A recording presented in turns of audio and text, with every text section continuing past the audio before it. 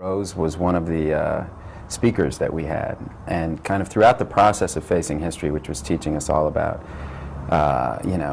I remember defining the word prejudice, having to define the, tolerance, having to, learning about all this stuff, and then at the very end, it was going through all these kind of stages of humanizing all these people, making history. It was the first time history ever didn't seem antiseptic to me. It felt very human, and it felt like I was involved with it. It felt like I was a part of it, and that I was part of something that was much bigger, that was still going on, and that I had a role in shaping what kind of went on from this moment forward, from this kind of awakening.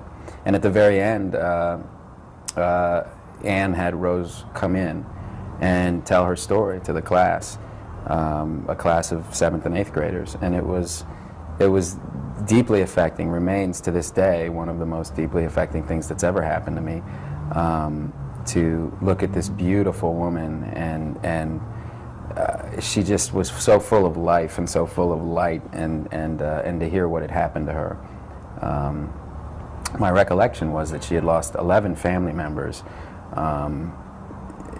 in the Holocaust, most on the first night when her house was raided, and she ran for her life with her little brother and heard her little brother gunned down behind her, heard his last breath. I mean, it was just this incredibly painful, nightmarish experience that she had survived.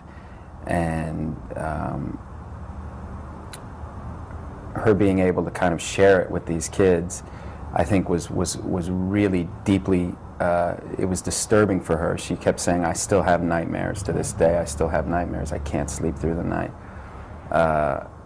And yet it was changing the lives of every kid in the classroom. And suddenly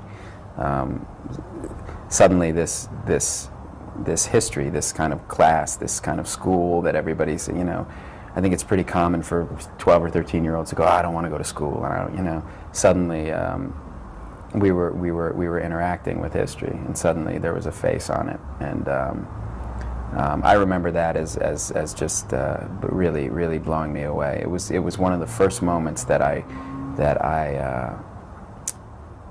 really loved school. Wow. I loved that the possibility. It made me curious. Suddenly, everything that I read suddenly I could interact with, rather than it being an assignment, rather than it being antiseptic. It was like something that I could devour and that could become a part of me, and that would shape who I was.